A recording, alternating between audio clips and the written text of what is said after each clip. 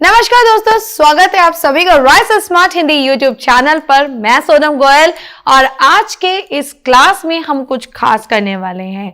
जैसे कि आप जानते हैं कि हम लोगों के क्लासेस में कुछ टॉपिक्स हो चुके हैं, तो उन टॉपिक्स पर आज हम क्वेश्चंस डिस्कस करेंगे। ठीक है दोस्तों, तो आज के क्लास को हम शुरू करते हैं, लेकिन उसके साथ ये आप लोग की स्केड्यूल अपडेट कर लीजिए। एमटीएस और डीपी की रेगुलर क्लासेस इस टाइम पर होती है, तो जो भी हमारे न्यू स्टूडेंट्स हैं जिन्हें अभी तक जानकारी नहीं है, उन्हें बता दी जाए कि ये टाइम स्केड्यूल आपका क्लास जो चल रहा है इस समय एमटीएस और डीपी का ये बैच, सबसे अच्छी चीज फ्री ऑफ कॉस्ट, जहां पर हम लोग पूरा टॉपिक वाइज सिलेबस कराएंगे दोस्तों। तो यहाँ पर 8 बजे करंट अफेयर्स रहेगी अखिलेश अवस्थी सर की, मंडे टू सैटरडे। यानी सर सुबह सुबह रोजाना करंट अफेयर्स की क्लास करते हैं, करंट अपडेट्स के साथ बहुत अच्छी क्लास होती है दोस्तों। तो जरूर करंट अफेयर्स कवर करें, एग्जाम का इंपॉर्टेंट पार्ट है। 9 बजे रीजनिंग की क्लास करते हैं हमारे अजय मिश्रा सर, जहां पर वो रीजनिंग का जादू भी खेलते हैं, तो इसलिए सर का जादू जरूर देखना है। देन हम लोग 10 बजे आपकी जो जीएस की क्लास है वो रोटेट होगी। मंडे ट्यूसडे रही कुमार राहुल सर की, यानी आप देखेंगे 10 बजे कुमार राहुल सर आपको बायोकेमिस्ट्री पढ़ाएंगे। देन वेडनेसडे एंड थर्सडे मैं आपके सामने हूं इस प्लेटफॉर्म पर। ठीक है, तो 2 दिन रहेगी मेरी classes. Then next Friday and Saturday 2 दिन किसकी रहेगी, हमारी तरुणा मैम की ज्योग्राफी। तो तरुणा मैम के साथ ज्योग्राफी कीजिएगा, क्लासेस कीजिएगा बहुत अच्छे से। 11 बजे हमारी होती हैं 2 दिन, हम देखते हैं कि 3 दिन का यहाँ पर रोटेट होगी क्लासेस, यानी Monday Tuesday Wednesday. First 3 days जो अपनी क्लासेस होगी वो होगी हमारी इंग्लिश मैम, यानी हमारे इंग्लिश वाली मैम महिमा मैम के साथ, जहाँ पे मैम आपको बहुत अच्छे से वही इंग्लिश करवाएंगी। एंड 11 बजे थर्सडे फ्राइडे सैटरडे में जो आप देखेंगे क्लास, वो होगी हमारे मैथ्स की क्लास सुमित सर के साथ दोस्तों। ठीक है, तो 12 बजे आप देखेंगे धीरेन्द्र सर की मंडे टू सैटरडे क्लास रहेगी, तो बने रहना है क्लासेस के साथ। इसके अलावा यहाँ कंप्लीट राइस स्मार्ट पे कंप्लीट एसएससी सॉल्यूशन बैच, एक ऐसा बैच इस एप्लीकेशन के थ्रू आप ज्वाइन कर सकते हैं। ये हमारा ऑनलाइन बैच, इसमें बहुत सारे फीचर्स आपको मिलने वाले हैं। तो दोस्तों आज ही ज्वाइन कीजिए इस बैच को मेरे कोड के साथ SG500। और एक और मुख्य जानकारी भाई कि राइस स्मार्ट आप ऑफलाइन प्लेटफॉर्म पर आपकी डिमांड पर, तो मुखर्जी नगर दिल्ली यानी बत्रा सिनेमा के सामने ठीक हमारा राइस स्मार्ट का ऑफिस। तो मिलिए पूरी टीम के साथ ऑफलाइन और आइए ज्वाइन कीजिए। 1 तारीख से डेमो बैच है, तो डेमो बैच को ज्वाइन करने आइए सुबह 9:30 बजे। ठीक है, और आज का हमारा जो थीम है, अब बढ़ते हैं हम अपनी क्लास की ओर। तो आज का हमारा जो क्लास का सेशन है उसमें हम करने वाले हैं प्रश्नों पे चर्चा। ऐसे प्रश्न जो अभी हमने एमटीएस में जो टॉपिक्स करे हैं, हम 3 टॉपिक कर चुके हैं। आई नो ऐसे कुछ न्यू स्टूडेंट भी हैं जैसे कि उनको नहीं मालूम है कि एमटीएस डीपी में हिस्ट्री में हम कवर कर चुके हैं स्टोन एज, हड़प्पन सिविलाइजेशन, वैदिक पीरियड। तो जिन स्टूडेंट्स ने ये क्लासेस नहीं देखी हैं वो क्लासेस राइस स्मार्ट के प्लेलिस्ट में जाकर मेरी हिस्ट्री क्लासेस कर सकते हैं। ठीक है, तो आज उन्हीं टॉपिक पर हम लोग क्या करेंगे, क्वेश्चंस डिस्कस करेंगे। तो मिश्रित यहाँ पर आपको प्रश्न मिलेंगे। तो पहला प्रश्न क्या है, निम्नलिखित में से किस काल को ताम्रपाषाण युग के नाम से भी जाना जाता है। ठीक है, तो ताम्रपाषाण युग यानी चालकोलिथिक एज। तो हमारा उत्तर ऑप्शंस क्या है, पुरा पाषाण युग, नव पाषाण युग, ताम्र युग या लौह युग। और ऑप्शन होता है हमारा कॉपर एज। क्योंकि यहाँ पर दोस्तों इंग्लिश में जो ये वर्ड लिखा है ना चालको, और हिंदी में जो लिखा है ना ताम्र, इसका अर्थ ही क्या है, तांबा। इसका अर्थ ही क्या है, तांबा है। और तांबा जहां पर हम देखते हैं कि जिस काल में इंसान ने पाषाण के साथ साथ तांबे का उपयोग करना शुरू किया था, ताम्र पाषाण युग, तो उसे कॉपर एज भी बोलते हैं, ताम्र युग भी कहते हैं। सबसे पहले धातु भी अगर मानव द्वारा खोजी गई थी तो कौन सी थी, यूज की गई थी, मानव द्वारा प्रयोग में की गई थी, कॉपर यानी तांबा। नेक्स्ट, उस स्थल का नाम बताएं जिसने बसे हुए जीवन का सबसे पहला साक्ष्य प्रकट किया है। धोलावीरा, किले गुल मोहम्मद, कालीबंगा, मिहिरगढ़। तो यहाँ पर दोस्तों हमारा ऑप्शन है मेहरगढ़। मेहरगढ़ में हम देखते हैं कि पूरा हमें सेटलमेंट मिला है, जहाँ से बने हुए घर मिले हैं। वो घर पूर्ण रूप से अच्छे आकार के साथ और साथ के साथ पक्की ईंटों के पक्के मकान हमें मिले हैं। तो बहुत अच्छे सेटलमेंट से पता चलता है कि मानव जीवन की उत्पत्ति हो चुकी थी, मानव जीवन की शुरुआत हो चुकी थी। ठीक है, तो मतलब जीवन तो पहले से ही था, लेकिन एग्जैक्टली जो सेटल्ड लाइफ की हम बात कर रहे हैं, क्योंकि हम जानते हैं कि जब ये पहले आदि मानव जैसे थे तो इनका जीवन क्या होता था, जहां पर रिसोर्सेज रहते थे वहां पर ये रुकते थे, फिर ये लोग कुछ समय के बाद क्या है एक जगह से दूसरी जगह पर मूव करते थे। ठीक है, लेकिन वहां पर इन्होंने घर बना के पूरा सेटलमेंट एरिया पूरा एस्टैब्लिश किया, तो इसके साक्ष्य मेहरगढ़ से प्राप्त होते हैं। नेक्स्ट, भारत में चांदी का सबसे पहला साक्ष्य किस संस्कृति में मिलता है? मौर्य संस्कृति, गुप्त की संस्कृति, हड़प्पा संस्कृति, मुगल संस्कृति। सीधा इन लोगों ने तो मुगल संस्कृति तक यानी मध्यकालीन भारत तक पहुंचा दिया है भाई, लेकिन यहाँ पर चांदी का सबसे पहला साक्ष्य से संदर्भ है यहाँ पर, तो उत्तर हमारा क्या है? हड़प्पा संस्कृति। क्योंकि देखा जाए तो हड़प्पा काल के जो लोग हैं, जो इन्होंने चीजें का निर्माण किया है, जो चीजें बनाई हैं, उसमें निर्मित चीजों में जिन धातुओं का उपयोग किया है, तो तांबा ये जानते थे, कांसा जानते थे ये लोग, और साथ के साथ सोना और चांदी भी जानते थे। तो चांदी का सबसे पहले जो हमें यहाँ से अवशेष प्राप्त होते हैं यानी इतिहासकारों को मिलते हैं, तो वो कहाँ से मिलते हैं? सिंधु घाटी की सभ्यता से। तो यहाँ पर हड़प्पा सभ्यता, हड़प्पा संस्कृति से ही चांदी की हम बारे में जानकारी रखते हैं। और बाद में हम मुगल काल तक देखें तो मध्यकालीन भारत तक भाई सिक्के रहे थे, और बात करते हैं तो मुगल काल में शेषासुरी ने भी जो है चांदी का सिक्का चलाया था, रुपया। ठीक है, जब बड़ा फेमस रहा था, और तांबे का सिक्का टंका। ठीक है, तो सॉरी दाम ठीक है, टंका और जीतल तो अगर हम बात करते हैं इल्तुतमिश के, तो रुपया और दाम चलाया था शेषासुरी ने, जिसमें से चांदी का सिक्का था, रुपया। इवन अगर आज बात करते तो आज का जो रुपया है, ठीक है, उसी का पूर्ववर्ती माना जाता है। तो यहाँ पर सभी को इंक्लूड कर दिया है, मौर्यों को भी, गुप्त को भी, मुगल को भी, लेकिन सबसे पहले अगर पूछ रहे तो हड़प्पा है। नेक्स्ट क्वेश्चन क्या कहता है? हड़प्पा संस्कृति किस युग से संबंधित है? लौह युग, पाषाण युग, कांस्य युग, इनमें से कोई भी नहीं। ठीक है, अब यहां पर बताना है हड़प्पा कल्चर जो है कौन सी स्टेज से संबंधित है। आयरन एज हड़प्पा के बाद में आई थी, तो ये तो हो नहीं सकता। स्टोन एज बहुत पहले आई थी, तो ये भी नहीं है। ब्रॉन्ज एज कहते हैं इसे, कांस्य युग सभ्यता भी कहते हैं। इसका कारण क्या है दोस्तों? मैं पहले भी आपसे क्लास में जो हमने टॉपिक वाइज क्लासेस की है उसमें डिस्कस किया है। सबसे पहले इंसान ने कौन से धातु की खोज कर ली है? कॉपर। इसके अलावा हड़प्पा और क्या जानते थे? टिन जानते थे। तो कॉपर और अगर टिन की बात करते हैं तो इन दोनों के मिश्रण से एक एलॉय तैयार होता है, जिसे हम क्या कहते हैं? ब्रॉन्ज। इसीलिए न केवल सिंधु घाटी सभ्यता के लोगों ने ब्रॉन्ज का आविष्कार किया, बल्कि इसका उपयोग किया था, जिसका एक बहुत अच्छा एग्जाम्पल क्या होता है? Dancing girl. ठीक है, डांसिंग गर्ल का स्टैचू था, और ये स्टैचू हमें कहाँ से मिला है? मोहेंजोदारो से। हम जानते हैं सिंधु घाटी सभ्यता का प्रमुख स्थल है, तो दोस्तों इसलिए कहा जाता है ये सभ्यता कहलाती है कांस्य युग सभ्यता, यानी ब्रॉन्ज एज सिविलाइजेशन। तो सबसे पहले कौन सा जो धातु था? कॉपर आया, then bronze age, copper age, bronze age, and then बाद में हम देखते हैं आयरन एज आता है। धातु के अगर क्रम में हम चलते हैं, अगर हम लोग मेटल के जो सीक्वेंस में लगाते तो ये एज का क्रम था। ठीक है, नेक्स्ट क्या कहते हैं? हड़प्पा कालीन स्थल सुरकोतदा स्थित था। राजस्थान, गुजरात, हरियाणा, उत्तर प्रदेश, और यहाँ उत्तर है हमारा दोस्तों गुजरात। ठीक है, क्योंकि अगर हम बात करते हैं सुरकोतदा, तो कहा जाता है कि गुजरात से ये स्थल मिला है, जहां से कहते हैं कि 1964 में जेपी जोशी जी द्वारा दरअसल यहां से एक माउंड मिला है, एक टीला मिला है, जो टीला पश्चिमी छोर से उठा हुआ है, पूर्वी छोर से जो है थोड़ा सा निचला दबा हुआ है। कहते हैं लगभग ये 8 मीटर लंबा है। इतना ऊंचा मतलब जो है, इतना हाइट इसकी मानी जाती है।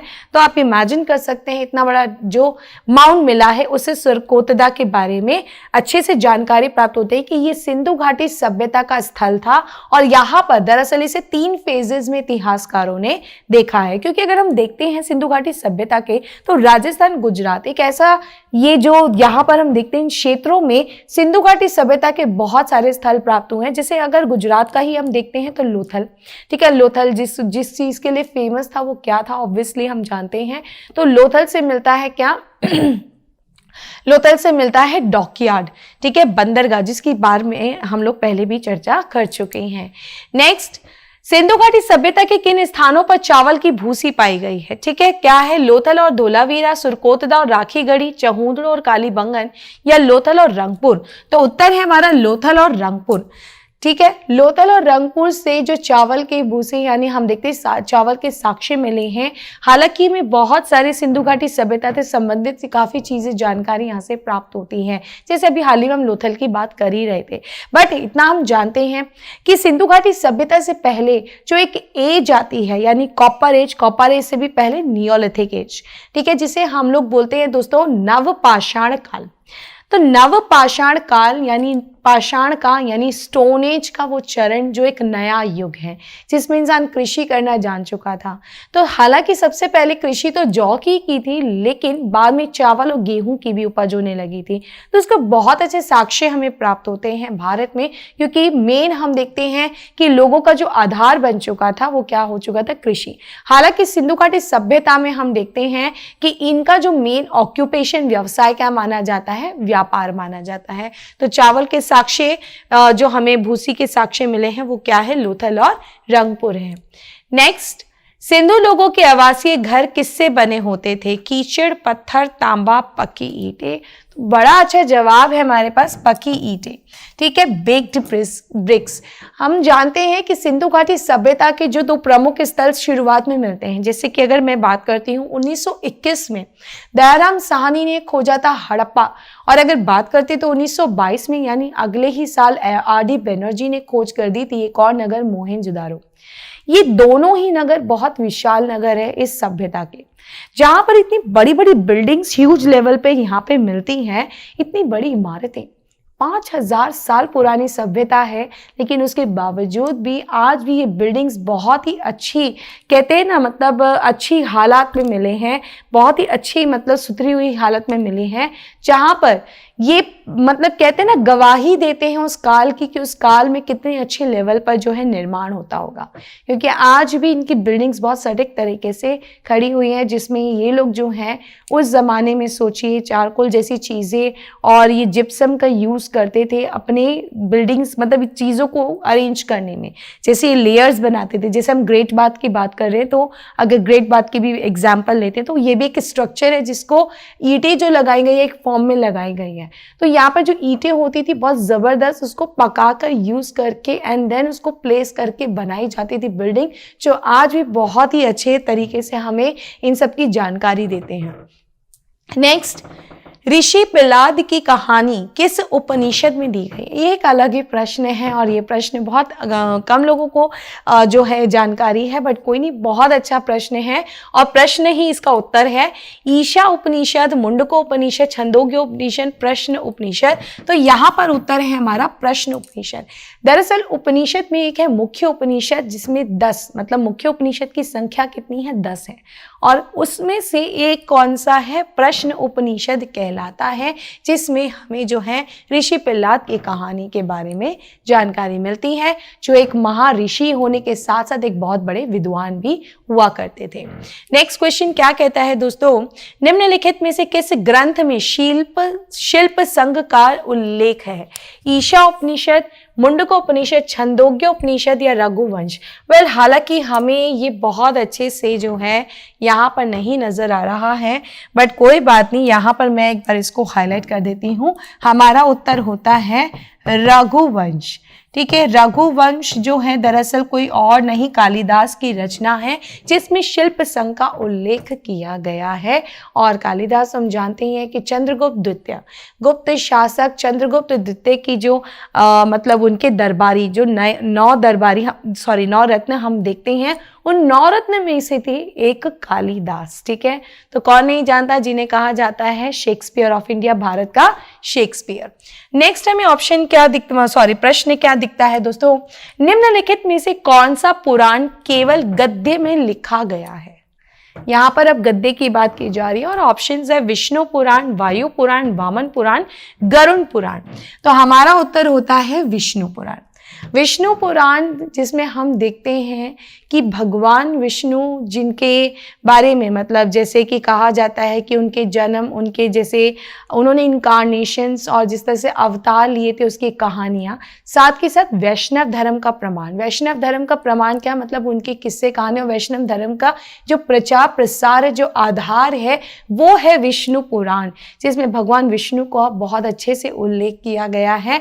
तो ये दरअसल गद्य फॉर्म में लिखा माना जाता है। ठीक है, लिखा गया है। नेक्स्ट, वैदिक सभ्यता डैश नदी के किनारे विकसित हुई, सिंधु, यमुना, गंगा, सरस्वती। ये बहुत अच्छा क्वेश्चन है दोस्तों और यहाँ पर हमारा उत्तर है सरस्वती। दरअसल जब हम बात करते हैं वैदिक सभ्यता के बारे में तो वैदिक सभ्यता के लोग अक्सर किसकी पूजा करते थे, प्रकृति पूजा। ये कई बार वैसे मैं आपको बता चुकी हूँ क्लास के डिस्कशंस के दौरान, लास्ट टाइम भी हमने क्लास में किया था। अगर आपने नहीं कवर किया है तो अभी भी जाकर आप वैदिक टॉपिक देखो, पीछे जाओ भाई, MTS की डीपे की हाल ही में जो क्लास हुई है उसमें एक वैदिक टॉपिक टाइप करोगे। ठीक है, तो राइस स्मार्ट में आप सर्च करोगे प्लेलिस्ट में मेरे नाम से वैदिक topic by Sonam ma'am rice smart में, तो आपको बहुत अच्छे से उस टॉपिक में एलेबोरेट करके कितने अच्छे से डिस्क्राइब किया था। तो वहां पर जहां हम देखते हैं प्रकृति के ईश्वर जो देवी देवता है उनको पूजा जाता था। जैसे कि अगर बात करते हैं तो इनके प्रमुख देवता माने जाते हैं इंद्रदेव, जिनका कितनी बार उल्लेख किया गया है, 250 बार उल्लेख किया गया है। अगर दूसरे स्थान पे मानते हैं तो अग्निदेव, जिनका 200 बार उल्लेख किया है। तो जहां पर एक तरफ हम देखते देवताओं का उल्लेख है वहां देवियों का उल्लेख है। तो सरस्वती को बहुत ही ज्यादा कहा जाता है कि नदीतम का नाम दिया गया है, नदीतम है। और इनका मतलब जो उल्लेख किया गया है कि सबसे जो पवित्र, ठीक है, सबसे पवित्र नदी के रूप में इनको माना जाता है। नेक्स्ट क्वेश्चन क्या है दोस्तों, सिंधु घाटी सभ्यता की मुख्य विशेषता क्या थी। अब यहाँ मुख्य विशेषता पूछा है, ऑप्शन क्या है, टाउन प्लानिंग, नगर योजना, जल निकासी व्यवस्था यानी ड्रेनेज सिस्टम। और ऑप्शन सी क्या कह रहा है, both A and B and none of these. इन एक इसमें से नजर आ रहा है, इन नन ऑफ दीज यानी इनमें से कोई भी नहीं है। ठीक है, एक बार हम डिफाइन कर लेते हैं नन ऑफ दीज। ठीक है, तो अब जब हम बात करते हैं ऑप्शंस की तो हमारे पास उत्तर है, तो हम नन ऑफ दीज नहीं, हमारा उत्तर है ए और बी। अगर देखा जाए सिंधु घाटी सभ्यता की बहुत ही ज्यादा फेमस है दोनों चीजें जिनके आधार पर सिंधु घाटी को डिस्क्राइब किया है। अगर बेसिकली इतिहासकारों के नजरिए से बात की जाए तो कहा जाता है कि नगर योजना और जल निकासी प्रणाली ये दोनों ही लक्षण सिंधु घाटी सभ्यता को बहुत ही ज्यादा क्या बनाते, डिफरेंट बनाते हैं उसे, इसीलिए तो सभ्य के नाम से, सभ्यता के नाम से जाने गए हैं। कहा जाता है बहुत ही डिफरेंट काइंड ऑफ यहाँ पर चीजें नजर आती है, क्लियर कट। वैसे अगर देखें तो आपको पता चल जाएगा कि इन्होंने जो नगर योजना की थी वो किस आधार पर स्टैब्लिश की थी, ग्रिड पैटर्न को फॉलो करते हुए, जहां पर इन्होंने इस पैटर्न के आधार पर, इसे कहते हैं ग्रिड पैटर्न। ये कई बार प्रश्न आता है एग्जाम में, ठीक है, और मैंने उस दिन क्लास में भी बहुत अच्छे से डिस्क्राइब किया था। तो दोस्तों अगर अभी नहीं देखा तो क्लास को देख लेना प्लीज। ठीक है, तो ग्रिड पैटर्न को फॉलो करते हुए इन लोगों ने जो निर्माण किए थे, यानी हर घर में हर एक चीज को परफेक्ट तरीके से पहले प्लान किया गया है तब निर्माण किया गया है। कैसे पता चला प्लानिंग किया है, जो चीज एग्जैक्टली घर में नजर आ रही है वही चीज दूसरे घर में भी नजर आ रही है, तो यानी पहले प्लान किया है। साथ के साथ हर घर के दरवाजे पीछे गली की तरफ ही खुलते हैं, मेन रोड की तरफ किसी के दरवाजे नहीं खुलते। सभी घरों में जो है ड्रेनेज सिस्टम्स बहुत ही अल्टीमेट है, यानी ड्रेनेज सिस्टम के लिए इन्होंने जो पाइप कनेक्शंस बनाए हैं और वो गंदा पानी जो बाहर सड़कों पे बना हुआ जो ड्रेन है उससे कनेक्टेड है, ताकि घर का गंदा पानी यहां से निकल के बाहर सड़क वाले ड्रेन पे जाए और उसकी नाली जो है वो दूर नगर के एंड तक जाती थी, जिसे ये लोग ढक कर भी रखते थे, साफ सफाई करके इसको रखा करते थे। तो बड़ी तारीफ की है, इसीलिए दोनों ही फीचर महत्वपूर्ण माने जाते हैं। वैदिक काल में 8 प्रकार के विवाह होते थे। इनमें से कौन सा प्रेम विवाह है? ब्रह्म विवाह, गंधर्व विवाह, देव विवाह, अर्श विवाह। तो यहां पर उत्तर हो जाएगा दोस्तों गंधर्व विवाह। दरअसल प्रेम विवाह को यहाँ गंधर्व विवाह कहा गया है, जिसको ज्यादातर मतलब जो अच्छा इतना नहीं माना जाता था। सबसे जो विशेष तौर पे विवाह माना जाता था वो कौन सा होता था? ब्रह्म विवाह। क्योंकि ब्रह्म विवाह एग्जैक्टली जिसे आज हम देखते हैं ना कि हम देखते हैं, जैसे हमने डिस्कस किया था कि वैदिक काल में वर्ण व्यवस्था थी। तो अगर हम बात करते हैं वर्ण, यानी जहां पर हम देखते हैं कि एक एक तरह की क्लास हुआ करती थी, जिस एक ही क्लास में एक ही वर्ण के लोगों का विवाह होता था, वैदिक धर्म के अनुसार होता था और पूरे रीति रिवाज के साथ होता था, जहां पर एक पिता अपनी पुत्री का जो है क्या कर रहा है, पूर्ण रूप से हर संस्कृति के साथ विवाह कर रहे हैं। वैदिक धर्म मतलब एक परंपरा के साथ विवाह कर रहे हैं, ठीक है, और समाज के सामने। तो इस तरह से सबसे विशेष तौर पे माना जाता है उस समय ये जो ब्रह्म विवाह कहा गया, और इस जो प्रेम विवाह है उसे कहा जाता था गंधर्व विवाह। वैसे आपकी नजर में तो खैर गंधर्व विवाह सबसे अच्छा विवाह होगा और होना भी चाहिए भाई, नया जमाना नई सोच है और क्यों ना हो, अच्छी बात है। अगर एक दूसरे को पसंद करके विवाह कर लोगे तो क्या बुराई है, ठीक है ना। बट उसके लिए सिलेक्शन जरूरी है, और सिलेक्शन के लिए, क्योंकि यार देखो साफ सी बात है, अगर अच्छी जॉब नहीं होगी तो आगे भी भला नहीं होने वाला। इसीलिए सबसे पहले जॉब के बारे में सोचना है हमें, ठीक है ना। वैदिक काल में हल को क्या कहा जाता था? सतमान, निष्क, सिरा, सीता। उत्तर होता है हमारा सिरा। दरअसल अगर हम बात करते हैं यहां पर देखो, यहां पे बोल रहे हैं वैदिक काल में, वैदिक काल में से एक नाम दिया गया है क्योंकि वैदिक काल में हमें लिखित प्रमाण मिले हैं, इसलिए तो वैदिक काल से हम देखते हैं कि अंग्रेजों के काल तक इतना जो टाइम पीरियड कहलाता है, हम इसे क्या बोलते हैं? ऐतिहासिक काल, ठीक है। इतिहास में 3 काल मतलब 3 फेज माने जाते हैं, 3 चरण होते हैं, जिसे हम कहते हैं ऐतिहासिक काल, यानी हिस्ट्री, या हम देखते हैं इसे हिस्टोरिकल पीरियड कहते हैं, जिसमें लिखित प्रमाण मिले और लिखित प्रमाण को पढ़ा भी जा चुका है एक्चुअल में, ठीक है। तो इसलिए ऐतिहासिक काल, तो इसमें लिखित आधार पे हमें पता चलता है कि हल को सिरा कहा गया है। हालांकि अगर इससे पहले अगर बात करते हैं सिंधु घाटी सभ्यता में, तो हल के हमें छोटे छोटे खिलौने भी मिले हैं, जिसका एक प्रमाण बिना है बनावली से। बनावली जो हरियाणा में जो एक स्थल है, वहां से इस टाइप का खिलौना मिला, जिससे ये पता चलता है कि ये लोग हल की जानकारी रखते थे। तो वहीं कालीबंगा से हम जानते हैं कि वहां पे जोते हुए खेत के जो है प्रमाण मिले हैं, ठीक है। तो फाइनली वैदिक काल में इसको एक नाम भी दिया गया है, सिरा कहा जाता था। नेक्स्ट हम देखते हैं क्या है, हड़प्पा कालीन स्थल जहां ऊंट की हड्डियां पाई गई हैं। अब ये बहुत अलग हो जाएगा, कालीबंगन, ठीक है, और हड़प्पा, मोहनजोदड़ो, धोलावीरा। तो यहाँ पर उत्तर हो जाएगा हम लोगों का कालीबंगन। और कालीबंगन की भी बात ही कर रहे थे कि देखो कहा जाता है कि यहाँ से ना केवल जोते हुए खेत मिले हैं, बल्कि यहाँ से जो कुंड है, कुंड भी मतलब कुंड मिले हैं, और कुंड के साथ साथ यहाँ पे प्रोडक्शन एरिया भी मिला है। साथ के साथ यहाँ से ऊंट की हड्डियां पाई गई है, जिसके आधार पर जो जूलॉजिस्ट होते हैं, जो जूलॉजिस्ट हैं, उनका कहना है कि ऑब्वियसली इस टाइम तक तो अगर हम देखते हैं हड़प्पा सिंधु घाटी सभ्यता की बात कर रहे हैं, तो डोमेस्टिकेशन ऑफ एनिमल तो बहुत होने लगा था, जिसके आधार पर यह भी बताया जाता था ये लोग न केवल वेजिटेरियन थे बल्कि नॉन वेजिटेरियन भी थे। इसलिए कहा जाता है कि इस तरह के बहुत सारे पशुओं के प्रमाण उनकी हड्डियों से पता चलते हैं, जो कई स्थलों से मिले हैं। नेक्स्ट, सिंधु घाटी सभ्यता के किस शहर का शाब्दिक अर्थ मृतकों का टीला है? बालाकोट, हड़प्पा, मोहनजोदड़ो, चहुंदड़ो। तो ये तो बहुत ही क्लियर है, उत्तर है हम लोगों का मोहनजोदारो। मोहनजोदारो को ही कहा जाता है माउंट ऑफ डेड्स, मृतकों का टीला, क्योंकि यहाँ से एक मिट्टी का इतना बड़ा ढेर मिला है, जिस ढेर के नीचे में मरे हुए लोगों के कंकाल मिले हैं, और मरे हुए लोगों के कंकाल के कारण उसे नाम ही दे दिया गया है माउंट ऑफ डेड्स, मृतकों का टीला। अनाज की खेती सबसे पहले शुरू हुई नवपाषाण युग, मध्य पाषाण युग, पुरापाषाण युग, आदि ऐतिहासिक युग। तो हम लोगों के पास अगर अनाज की बात हो रही है तो ऑब्वियसली बात हो रही है एग्रीकल्चर, कृषि। और कृषि सबसे पहले किस काल में होती है? नियोलिथिक एज में, ठीक है। नियोलिथिक एज, यहाँ पर जो ये टाइम पीरियड बताया ना, प्रोटो हिस्ट्री, ठीक है। प्रोटो हिस्टोरिक एज कोई और नहीं है, सिंधु घाटी सभ्यता की बात हो रही है।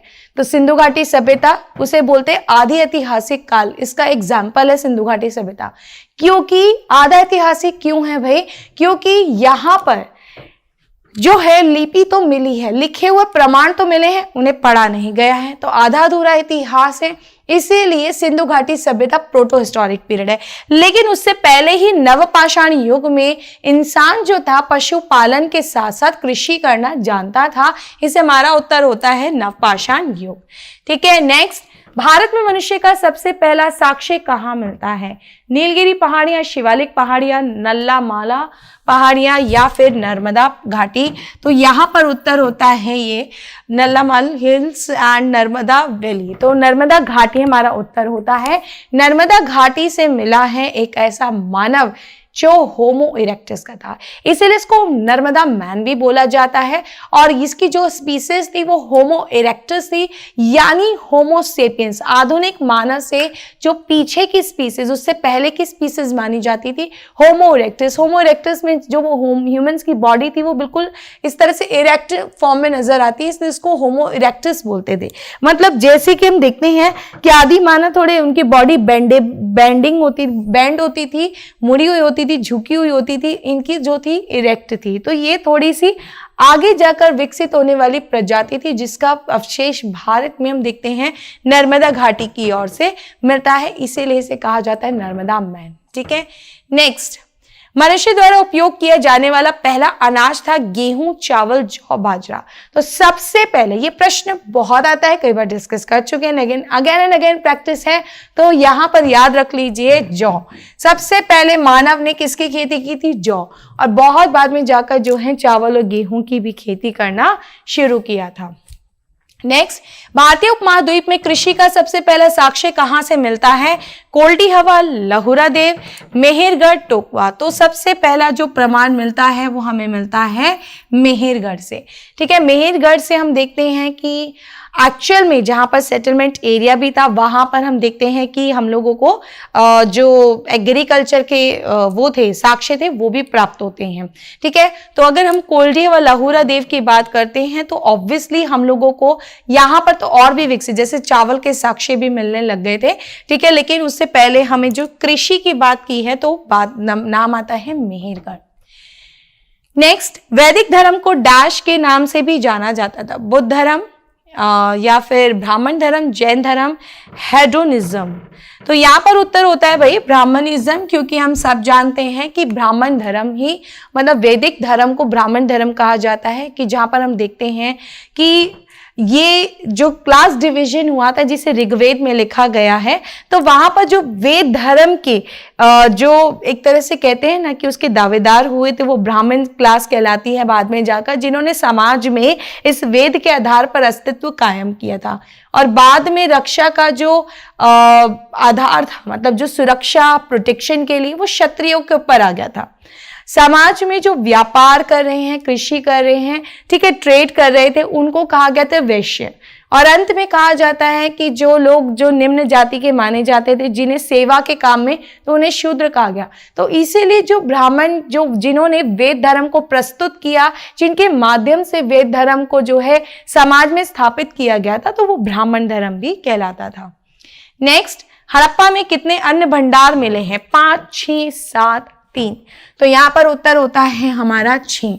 कहा जाता है कि यहाँ से जो है 6 छोटे छोटे लगभग जो हमें ग्रेनरीज मिलती हैं, बड़ी, मतलब ये जो बिल्डिंग्स हैं हम देखते हैं हड़प्पा से प्राप्त होती है, जहाँ पर ऐसा माना जाता है इतिहासकारों का कि अनाज स्टोर किया जाता था, क्योंकि ये घर जैसा भी नहीं लगता है, और यहाँ पर ऐसा लगता है कि शायद यहाँ अनाज जो है अनाज रखा करते थे, क्योंकि इसके कुछ साक्ष्य भी मिले हैं।